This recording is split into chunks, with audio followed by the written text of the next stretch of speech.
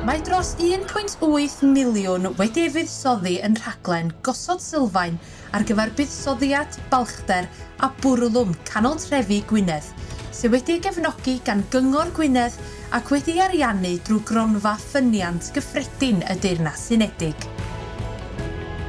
Prif amcan y rhaglen yma oedd i ddatblygu a gweithredu ystod o gynlluniau fyddai'n cyfrannu tuag at yr ymdrech i adfywio canol trefi Gwynedd.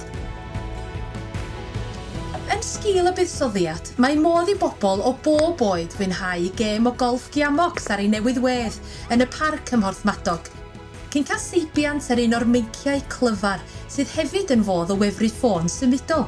Gallwch ddod o hyd i'r meinciau yma mewn sawl tref o fewn y sir. Mae'r buddsoddiad hefyd wedi'n galluogi i uwchraddio ar wyddbyst i gerddwyr yng nghanol dinas Bangor. Mewn cydweithrediad a heddlu Gogledd Cymru, mae'r buddsoddiad wedi galluogi i wella systemau diogelwch yng nghanol trefi mwyn gwella canfyddiadau o ddiogelwch a troseddau o fewn ein trefi.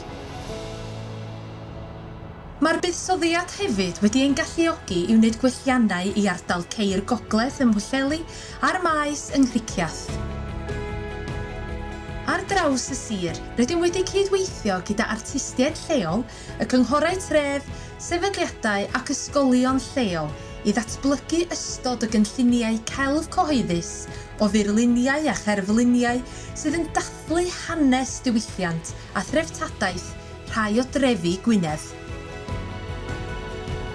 Mae'r buddsoddiad yma wedi'n galluogi i gwblhau 27 cynllun sydd yn cydfarnu tuag at ein hymdrech i adfywio canol trefi Gwynedd.